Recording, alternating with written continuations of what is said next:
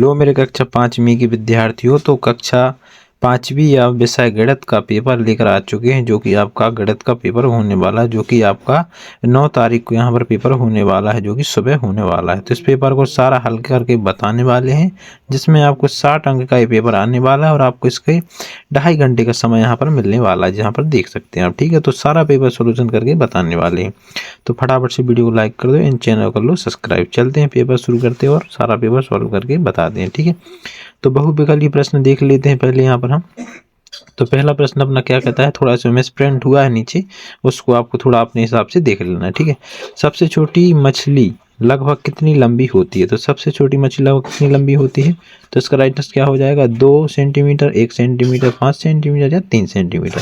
तो इसका राइट हो जाएगा 1 सेंटीमीटर। ठीक है, तो सबसे छोटी जो मछली है वो 1 सेंटीमीटर लंबी होती है। ठीक है, नेक्स्ट क्या है, घेरे की कुल लंबाई कितनी होती है? तो घेरे की कुल लंबाई को क्या कहते हैं? सॉरी, घेरे की कुल लंबाई को क्या कहते हैं? तो इसका राइट आंसर क्या हो जाएगा, इसका राइट हो जाएगा वर्गाकार, वृत्तीय, आयतकार या परिमाप। ठीक है, तो इसका राइट हो जाएगा परिमाप, ऑप्शन डी यहाँ पर। तो यहाँ पर ये लिखा है परिमाप, थोड़ा सा मिस प्रिंट हो गया है, नीचे ऊपर हो गया, तो आपको थोड़ा सा अपने ध्यान दे देना है। ठीक है, नेक्स्ट क्या है, पासे में कोनों की संख्या कितनी होती है? जो अपने पासे होते घर पर खेलते हैं उसमें कोनों की संख्या कितनी होती है? 6, 8, 12 या 14? तो इसका राइट आंसर हो जाएगा 12।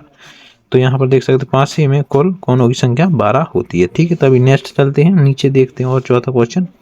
तो यहाँ चौथा क्वेश्चन क्या कह रहा है, चौथा क्वेश्चन, पासों में कोने की संख्या कितनी होगी? हमारा बूढ़ी औरत के पास कितने ऊँट थे? तो इसका राइट आंसर क्या हो जाएगा, बूढ़ी औरत के पास कितने ऊँट थे? तो इसका राइट आंसर हो जाएगा यहाँ पर 15, 18, 19 या 17। तो यहाँ पर उसके पास कितने, 19 ऊँट थे। कितने ऊँट? 19। बूढ़ी औरत के पास 19 ऊँट थे। ठीक है, नेक्स्ट क्या है, पांचवा प्रश्न है, संख्या 0.9.8 से बनी 3 अंकों की सबसे बड़ी संख्या लिखिए। तो इससे बड़ी कौन सी संख्या हो जाएगी सबसे बड़ी संख्या?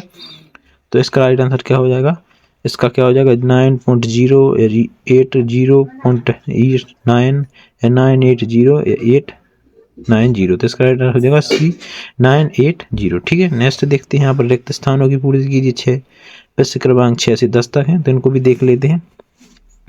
तो हम यहाँ पर रिक्त स्थान देख लेते हैं। 25 पैसे 1 रुपये का खालिस्तान हिस्सा होता है। तो 25 पैसे 1 रुपये कितना कौन सा हिस्सा होता है? तो इसका राइट आंसर क्या हो जाएगा, 1/4 कितना होता है? 1/4 कितना, 1/4।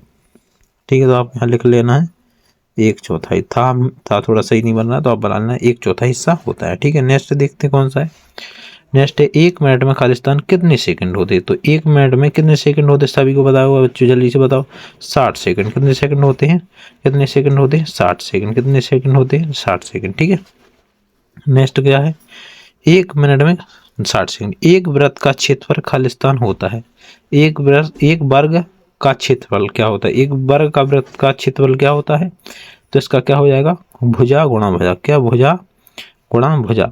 इसको अपन वर्ग को निकालने के लिए भुजा गुणा, जो भुजा के माप दिए होते हैं उनको दोनों को भुजा गुणा करते हैं, तो भुजा का यहाँ पर क्षेत्रफल निकल आता है। ठीक है, तो यह सूत्र है। ठीक है, नेक्स्ट देख लेते हैं। जिस त्रिभुज की सभी भुजाएं समान होती हैं उसे खालिस्तान कहते हैं। क्या कहते हैं, जो भुजा है उसकी, जो त्रिभुज उसकी सारी भुजाएं समान होती हैं, तीनों भुजाएं, तो उसे क्या कहते हैं? समबाहु त्रिभुज। क्या कहते हैं? समबाहु। जिस त्रिभुज की सभी भुजाएं समान होती हैं उसे समबाहु त्रिभुज कहते हैं। क्या कहते हैं? समबाहु त्रिभुज। क्या कहते हैं? समबाहु त्रिभुज। ठीक है, नेक्स्ट देख लेते हैं। नेक्स्ट क्या है अपना यहाँ पर 10.70 प्लस खालिस्तान 95। तो इसमें क्या आ जाएगा इसका, जिससे कि आपको यहाँ पर 95 आंसर आ जाए। तो यहाँ पर क्या आ जाएगा 25, यहाँ पर 25 आ जाएगा, जिसके कारण यहाँ पर 95 अपना आंसर आ जाएगा। ठीक है, नेक्स्ट क्या है, प्रश्नों के उत्तर लिखिए। अति लघु उत्तरीय प्रश्न है, प्रश्न क्रमांक के उत्तर 1 या 2 वाक्यों में लिखें। प्रत्येक प्रश्न के लिए 2 अंक निर्धारित है। ठीक है, समकोण की परिभाषा। ठीक है, तो समकोण की परिभाषा। और 12वां क्वेश्चन, रहीम को अपने स्कूल पहुंचने के लिए 1/2 किलोमीटर सफर करना पड़ता है और उसे स्कूल जाने और वहां से घर आने में कुल कितनी दूरी तय करनी पड़ती है? 12वां क्वेश्चन हो गया। 13वां क्वेश्चन क्या है, अंग्रेजी वर्णमाला में कोई 2 अक्षर लिखिए जो कि आधा घूमने पर पहले जैसा नहीं पढ़े जाता हो। ठीक है, तो अभी हम सारे 4 ही क्वेश्चन पढ़ लेते हैं, बस 4 के आसन आपको दिखा दें। ठीक है, नेक्स्ट क्या है, संख्या 4, 6 और 5 सबसे छोटा साझा गुणज कौन सा होगा। ठीक है, तभी हम इनके आंसर देख लेते हैं 11 से 14 तक। ठीक है, तो देख लेते हैं समकोण की परिभाषा। वह कोण जो जिसका माप ठीक 90 डिग्री होता है और वह तब बनता है जब दो रेखाएं या रेखाखंड एक दूसरे को लंबवत काटते हैं, जैसे कि किताब के कोने, एक दरवाजे से फ्रेम के कोने में एक वृत्त 1/4 हिस्सा होता है, उसे ज्योमेट्री में इसका बहुत महत्व होता है। ठीक है, समकोण क्या कहलाता है, जिसको परफेक्ट 90 डिग्री बनता है उसे समकोण कहते हैं। ठीक है, अब नेक्स्ट देख लेते हैं 12वां क्वेश्चन। 12वां क्वेश्चन क्या है, रहीम को स्कूल जाने और वापस घर आने में कुल 1 किलोमीटर की दूरी तय करनी पड़ती, क्योंकि वह 1/2 किलोमीटर आधा किलोमीटर जाता है और 1/2 किलोमीटर वापस आता है और 1/2 + 1/2 किलोमीटर होता है।